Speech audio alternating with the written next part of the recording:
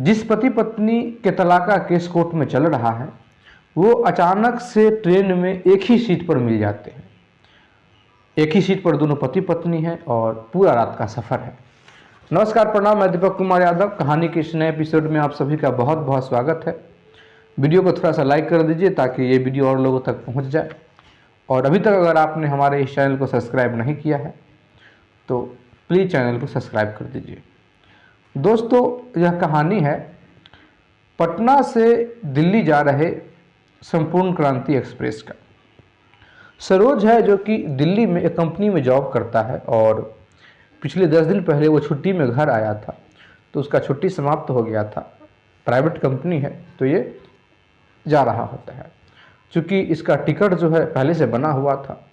Normally ये जो train है संपूर्ण क्रांति एक्सप्रेस, इसमें नॉर्मली टिकट नहीं मिल पाता है, तो इसका जो टिकट है पहले से बना हुआ है। तो जाता है और इसका सीट जो था स्लीपर में था, तो जाता है अपने सीट पर ये सामान वामान रखता है और लेट जाता है।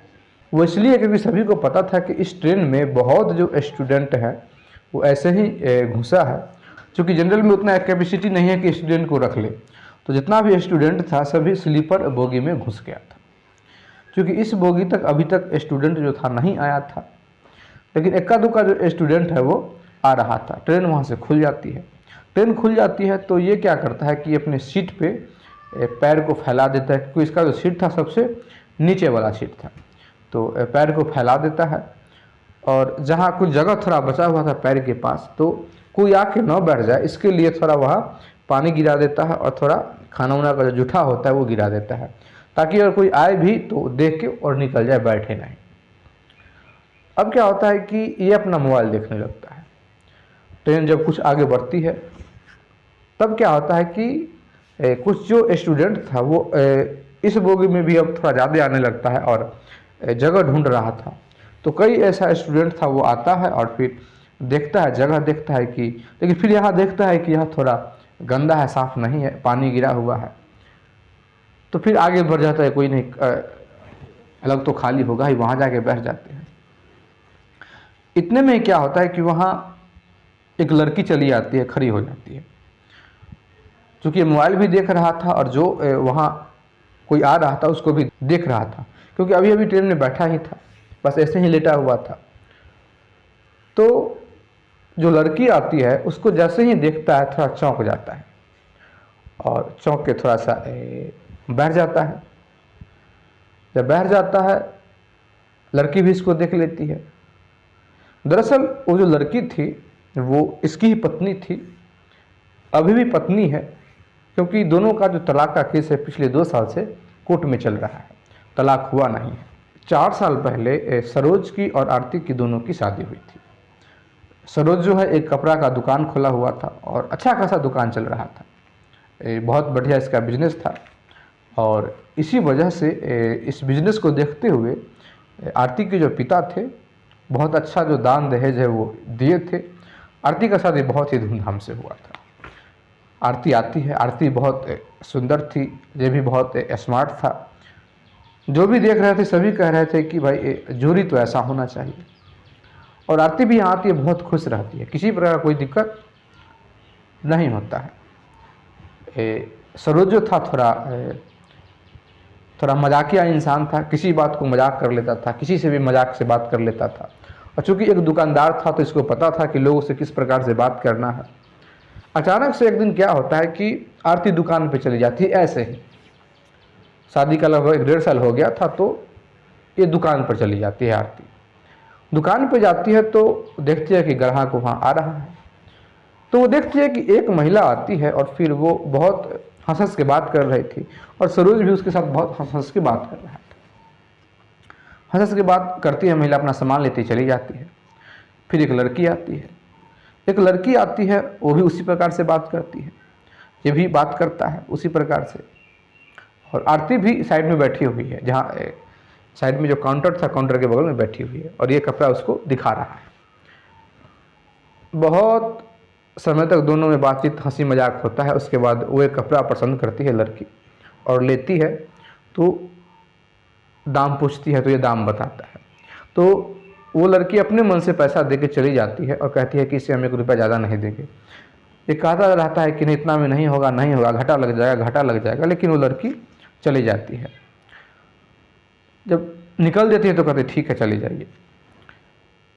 जैसे ही वो लड़की चली गई तो आरती जो है सरोज के पास जाती है और कहती है कि तुमने उसको जाने कैसे दिया और इतना कम में तुमने कैसे दे दिया। सरोज कहता है कोई नहीं, फिर भी 50 रुपया हमको फ़ायदा ही हो गया है। अब तो आरती के मन में कुछ अलग बात चलने लगता है। आरती कहती है कि जब ऐसा ही है, जब फ़ायदा तुमको हो ही रहा है इतना में, तो क्या ज़रूरत है बेचने का दाम से।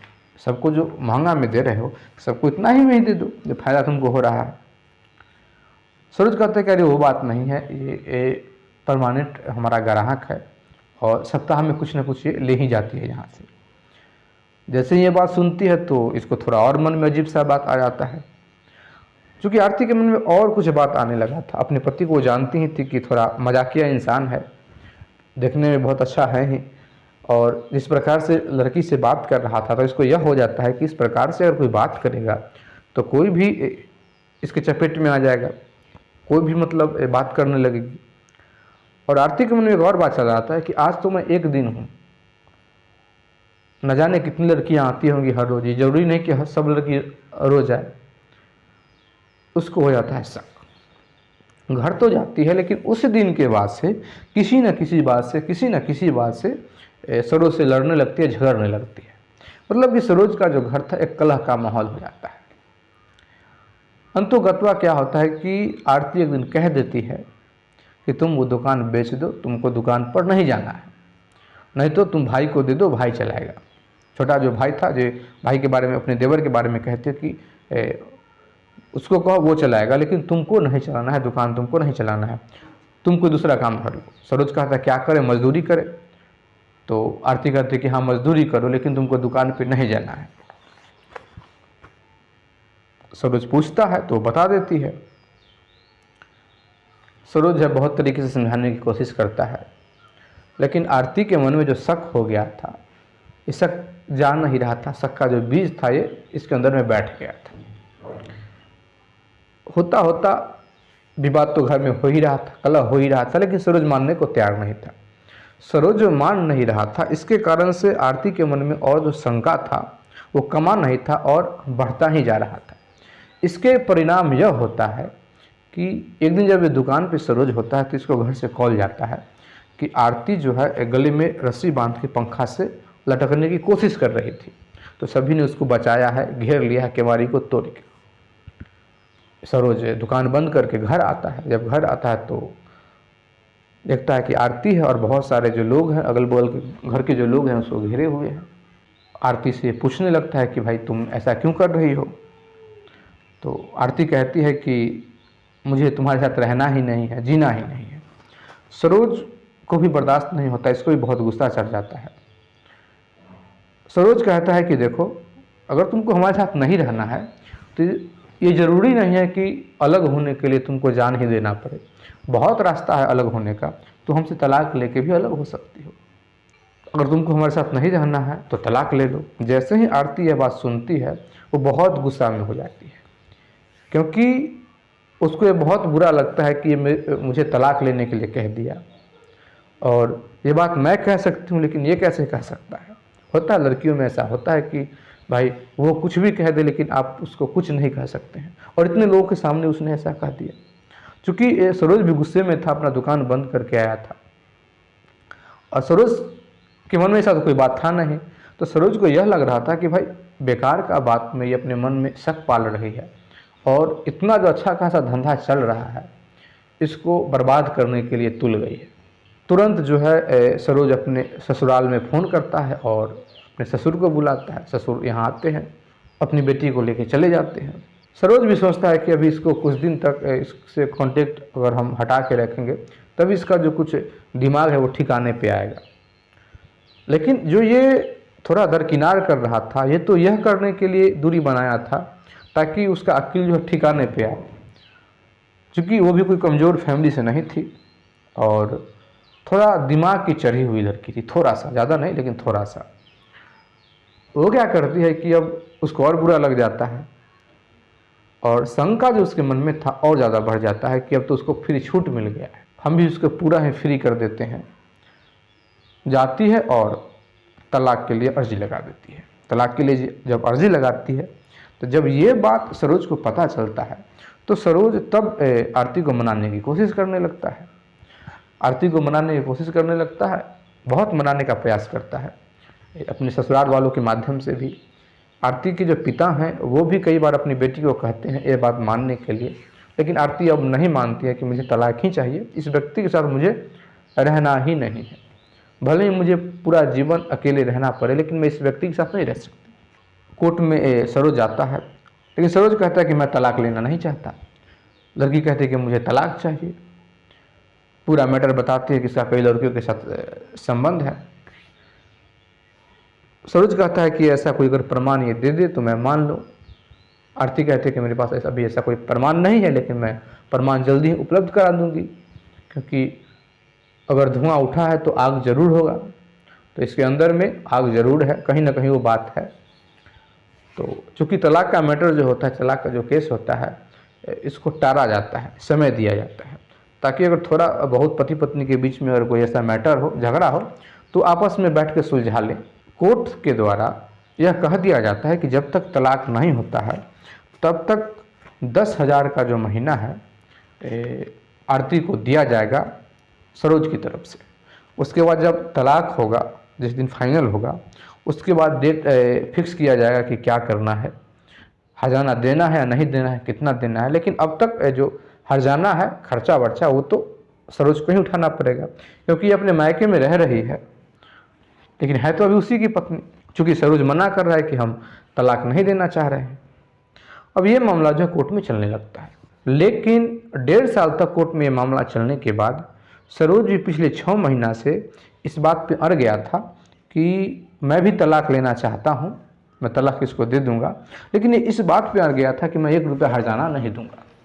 हर्जाना उसी शर्त पे दूंगा जब ये मुझे सिद्ध कर दे, लड़की से बात करता हूँ, किसी औरत से बात करता हूँ, या क्या कारण है।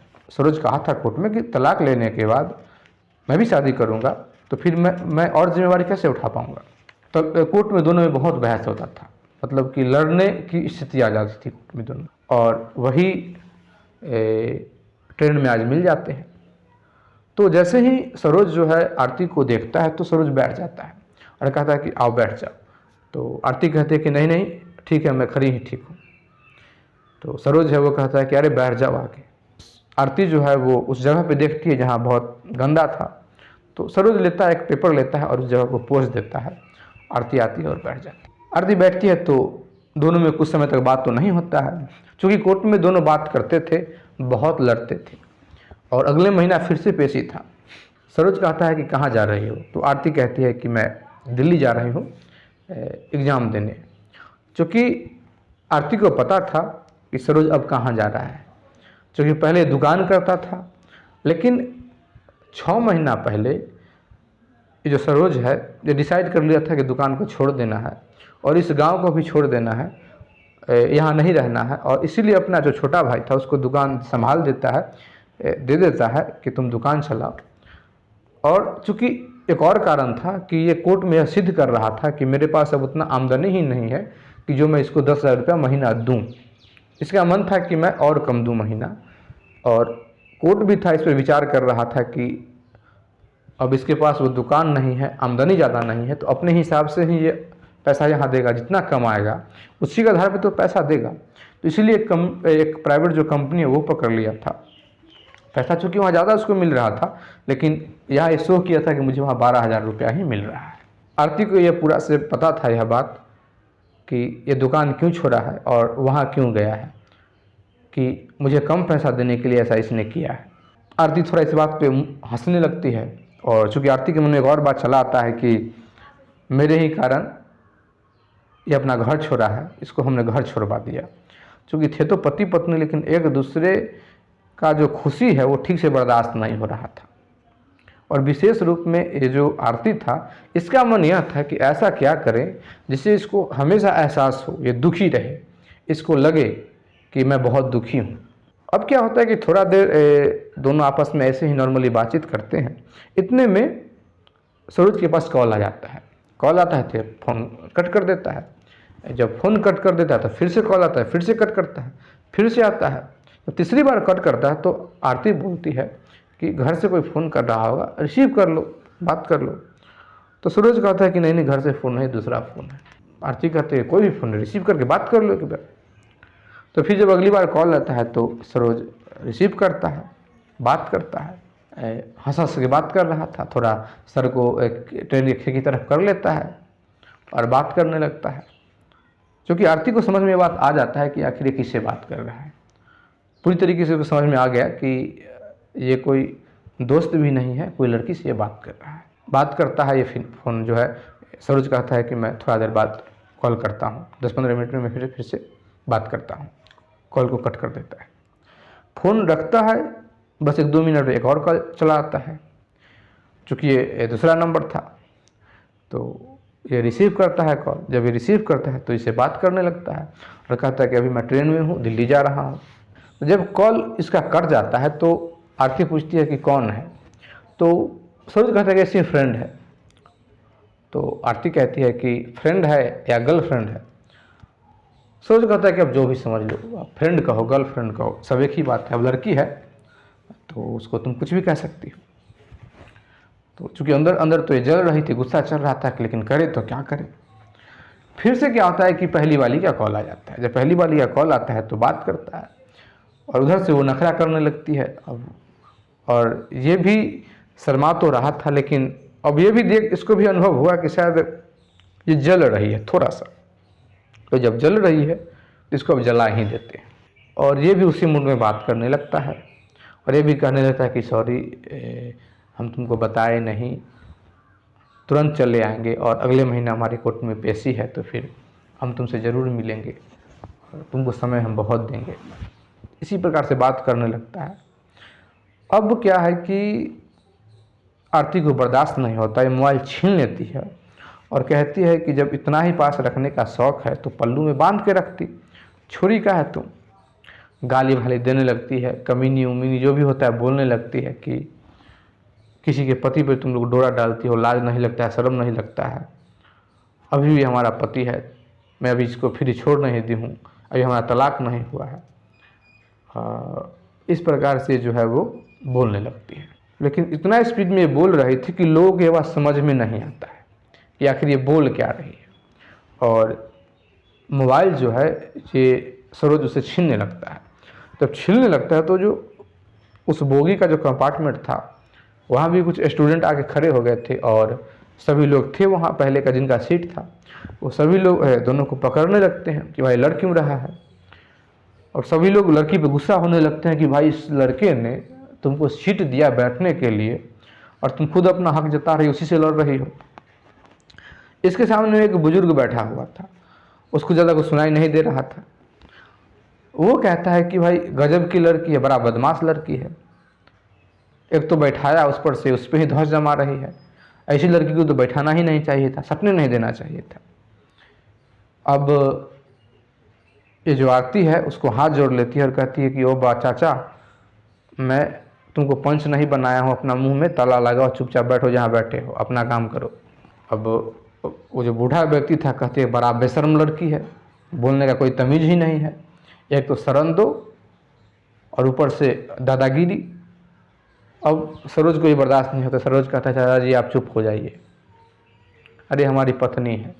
जैसे ही ये बात सुनते हैं, सभी लोग सुन लेता है तो सभी लोग शांत होकर बैठ जाता है और दोनों को देखने लगता है कि गजीब है भाई। किसी के मन में आ रहा था कि शायद इसका जो कुछ गलती है लड़की ने पकड़ा है और इसीलिए गुस्सा हो गई है। लेकिन जब शुरू में जब हल्ला फसाद हुआ था तो किसी ने टीटी को इन्फॉर्म कर दिया था। टीटी वहाँ आता है, टीटी आता है और सीधा उस लड़की से टिकट मांग लेता है कि तुम भाई तो अपना टिकट दिखा। तो चूँकि लड़की के पास तो जनरल का टिकट था तो उस पर टीटी जो फाइन कस देता है। जब फाइन कसता है तो भाई फाइन देना था, सरोज ही अपना पैसा निकाल के देता है, फाइन देता है कि भाई ले लो, फाइन ले लो। आरती है, ये कहते कि मैं खिड़की के साथ बैठूंगी, तो उसको खिड़की के साथ बैठा दिया जाता है, वो खिड़की के साइड बैठ जाती है। सभी खाना खा रहे थे, चूँकि ये जो था खाना ले गया था सरोज, पेड़ा उड़ा था इसके पास घर से, तो खाना निकालता है, कहता है कि खा लो। तो आरती कहती है कि मुझे भूख नहीं है। सरोज कहता है कि अरे यहाँ दुश्मनी किस बात का, दुश्मनी करना होगा, कोर्ट में लड़ेंगे हम लोग, कोर्ट में तो हम लोग लड़ते ही हैं, लेकिन यहाँ कम से कम खा लो। 2 रोटी वो मांगती है, सरोज कहता है कि इसी में साथ खा लो, तो आरती कहती है कि नहीं नहीं, मुझे अलग से ही दे दो। अलग से वो सरोज है वो निकाल के दे देता है। आरती जो है वो खा रही होती है हाथ पर लेके ही, और खाते खाते के बाद पूछ देती है कि किसने बनाया है रोटी। तो सरोज कहता है कि अब कौन बनाएगा घर में, माँ के अलावा कोई और है ही नहीं। वो अपना ऐसे ही अब रोटी खा रही होती है। अब दोनों में बातचीत हो रहा था, और लेकिन इसका मोबाइल पे जो फ़ोन और मैसेज आने का जो सिलसिला था ये सब जारी था। आरती एक बात कह देती है कि अच्छा हुआ कि हमने समय से पहले चेत गया, नहीं तो इस इंसान के साथ हमारा जीवन बर्बाद हो जाए। सरोज भी ऐसे ही कह देता है कि इस इंसान को ऐसा बनाया किस, जिसने बनाया वो अपने अंदर भी झांक के देख ले कि मैं पहले कैसा था, अब कैसा हूँ, मैं फ्री हूँ, कुछ भी कर सकता हूँ। दोनों का जो मूड है थोड़ा थोड़ा बदलने लगता है। लेकिन चूंकि सरोज जो है ये मजाक कर रहा था, लेकिन आरती है इस बात को सीरियसली ले रही थी। आरती के बाद बर्दाश्त नहीं हो रहा था कि ये आखिर किसी लड़की से कैसे बात कर सकता है। आरती कहती है कि जो तुम कर रहे हो ये बहुत गलत है। सरोज कहता है कि क्या गलत है। आरती कहती है कि तुम्हें अभी किसी से बात नहीं करना चाहिए था, अभी हम लोग अभी पति पत्नी हैं। सरोज कहता है कि पति पत्नी है, लेकिन हम लोगों का केस जो है अभी कोर्ट में चल रहा है, कभी भी हम लोग अलग हो सकते हैं। हाँ, तलाक से पहले हम शादी नहीं कर सकते हैं, लेकिन बातचीत करने पर कोई प्रतिबंध नहीं है। तुम हमको किसी प्रकार से मजबूर नहीं कर सकती हो, न दबाव दे सकती हो। आरती कहती है कि लेकिन ये ठीक नहीं है। दोनों में ऐसी बातचीत होने लगता है। आरती कहती है कि इसका मतलब है कि तुम नहीं मानोगे। सरोज कहता है कि लग तो नहीं रहा है कि हम मानेंगे। आरती कहती है कि जब नहीं मानना है तो फिर फ़ोन कट क्यों कर रहे हो, रिसीव करो, बात करो। सरोज कहता है कि मुझे अपना मोबाइल बाहर नहीं फेंकवाना है, हम बाद में बात कर लेंगे, जब जाएंगे रूम पे तब बात कर लेंगे। चूँकि रात हो गया था तो सरोज कहता है कि तुमको एग्ज़ाम भी देना है, तुम सो जाओ। तो आरती कहती है कि हाँ मैं सो जाऊँ और तुम पूरी रात फ़ोन पे बात करते रहना। सरोज कहता है कि यार तुम मत सो, हम ही सो जाते हैं। सोने के लिए सरोज होता है, फिर कहता है कि ऐसा है कि हम लोग बात ही करते हैं। अरे कोर्ट में तो लड़ते हैं, लेकिन चलो अच्छा मौका मिला है, हम लोग बात ही कर लेते हैं। फिर दोनों इधर उधर की बातें करते हैं, और बात करते हुए सरोज ये कहता है कि अच्छा दिल्ली जब जाओगी तो फिर रहोगी कहाँ। तो आरती कहती है कि सब जहाँ रहेंगे वहाँ रह जाएंगे, हम भी बहुत सारे स्टूडेंट हैं और सभी स्टेशन पे रुकते हैं, तो स्टेशन पे हम भी रुक जाएंगे। तो सरोज कहता है कि इससे अच्छा कि तुम रूम ले लो। आरती कहती है कि तुम इतना पैसा नहीं देते हो कि हम रूम ले लें। सरोज कहता है कि भाई 10,000 में तुमको हो नहीं रहा है, 10,000 में तुम्हारा काम नहीं चल रहा है, पैसा को क्या करोगी। आरती कहती है कि 10,000 रुपये बहुत नहीं होता है, लड़कियों का बहुत काम होता है। सरोज कहता है कि ऐसा है कि तुम हमारे रूम पे चलो। आरती कहती है कि हम किसी अजनबी के साथ नहीं जाते, अनजान लोगों के साथ हम नहीं रहते हैं। सरोज कहता है कि ताजुब बात है कि जब हम फ़ोन से बात करते हैं तो उस समय तुम पत्नी बन जाती हो, लेकिन जब हम तुमको कह रहे हैं कि तुम हमारे साथ चलो रूम पे आराम करने के लिए, तो तुम कह रही हो कि अजनबी है, अनजान है। आरती कहती है कि मुझे तुम पर भरोसा नहीं है। सरोज कहता है कि भरोसा तुमको कितना है मैं भी जानता हूँ, तुमको मुझे अपने रूम पे ले जाने में डर लगता है, खतरा है। डर ये बात है कि पता नहीं तो कल तुम कौन इल्ज़ाम कोर्ट में मेरे ऊपर लगा दो। और चूँकि हंस के ये बात बोल रहा था तो इस बात पे जो आरती भी है वो भी हंस देती है, मुस्कुरा देती है। थोड़ा देर चुप होकर आरती कहती है कि ठीक है रूम पे तो चलूँगी, लेकिन इस बात का जिक्र कभी किसी के साथ नहीं करना होगा। सरोज कहता है कि चलो ठीक है मैं नहीं करूँगा। तो फिर आरती जो है सो जाती है और ये भी सो जाता है। एक ही सीट पर दोनों, एक का सर इधर एक का सर इधर होकर दोनों सो जाते हैं। अब क्या होता है कि दिल्ली जाता है सवेरे, इसका ट्रेन वहाँ रुकता है। उसके बाद ये अपने रूम पे आरती को लेके चला जाता है। एग्ज़ाम जो था वो दोपहर में था, तो ये अपने रूम पे लेके चला जाता है। और रूम पे जब ले जाता है तो बाज़ार से ऐसे कुछ खाना उना ले लिया था। जब वहाँ जाता है तो आरती जो है चाय बनाती है, चाय इसको ला के देती है। तो फिर इसे पूछती है कि अच्छा एक बात बताओ कि जो तुम बात करते हो इतने लड़कियों से, तो सिर्फ बात ही करते हो या किसी से प्रेम भी करते हो या सिर्फ टाइम पास है। तो सरोज कहता है कि भाई किसी से दिल लगाने का अब दिल नहीं करता है, क्योंकि जिससे एक बार हमारा दिल लगा, जिसको हमने चाहा, जब उसी ने हम पे भरोसा नहीं किया तो फिर शायद अब किसी को चाहना हमारे बस की बात नहीं है। आरती जब ये बात सुनती है तो उसको थोड़ा दिल तक ये बात पहुंचता है। चूँकि पूरा ट्रेन के सफ़र में उसके मन में कुछ और ख्याल आ रहा था, कुछ और बात आ रहा था। आरती एक और बात पूछती है कि शादी करने का कैसा इरादा है। सरोज कहता है कि तलाक होगा उसके बाद शादी का कुछ सोचेंगे, लेकिन डर लग रहा है। कभी कभी मन करता है कि हम शादी नहीं करें, हमारा छोटा भाई है वही शादी करेगा, वही शादी करने का इच्छा नहीं कर रहा है। क्योंकि जब तुम्हारी जैसी लड़की मुझ पर विश्वास नहीं कर सकती है, फिर और लड़की कैसे विश्वास करे। आरती कहती है कैसे तुम पे विश्वास करे, तुम्हारे तो हमने लाइव देख लिया, प्रूफ देख लिया। सरोज कहता है कि ये तुमने अब देखा है, पिछले 6 महीना से हमने अपने आप को चेंज किया है और टाइम पास करने के लिए हम ये सब काम करते हैं, बातचीत कर लेते हैं, लेकिन ऐसा कोई इरादा नहीं है, मन में कोई इच्छा नहीं है कि आगे कुछ हम करें, अपना जीवन भी शादी करें, ऐसा कोई इच्छा नहीं रह गया है। जब ये बात कहती है, चूँकि सरोज भी ये बात बहुत सैड मूड से कह रहा था, बहुत उदास होकर कह रहा था, तो ये बात सुन के आरती जो है, आरती के आंखों से आंसू निकल जाता है। क्योंकि आरती इसके साथ रूम पर भी इसीलिए आई थी, यह सोच के कि हो न हो यहाँ भी कोई लड़की को ये रख रखा हो। इसके मन में शंका था और इसी को दूर करने के लिए वो राजी भी हो गई थी कि हम तुम्हारे रूम पे चलेंगे, यही सोच के। लेकिन यहाँ जो देखती है तो बड़ा इसको अखरता है और इसकी आंखों से आंसू छलक जाता है। जब आंख से आंसू छलकता है तो ये चीज़ सरोज भी देखता है। सरोज को भी ये रियलाइज होता है कि भाई इसके मन में क्या बात चल रहा है। सरोज जाता है, थोड़ा चुप करता है उसको। जब चुप करता है तो आरती अपने आप पे काबू नहीं रखती है और लिपट के रोने लगती है।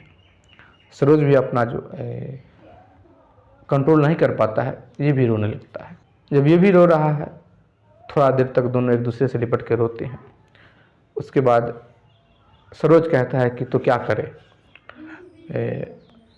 तलाक का केस जो है उसको कैंसिल कर दे।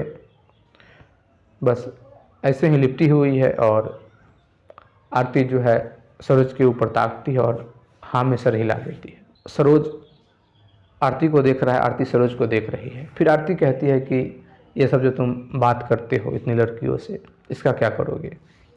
सरोज कहता है कि अभी सभी का नंबर ब्लॉक कर देते हैं और अपना मोबाइल है वो आरती को दे देता है कि आज से तुम रखो ये मोबाइल, जो भी फ़ोन आए मैं तो ब्लॉक कर दिया, लेकिन जो भी जिसका भी कॉल आता है अब तुम हैंडल करोगे, कैसे बात करना है, और तुम अपना मोबाइल मुझे दे दो। चूँकि दोनों जो है वो दोनों 2 साल 3 महीने के बाद साथ में हो रहे थे।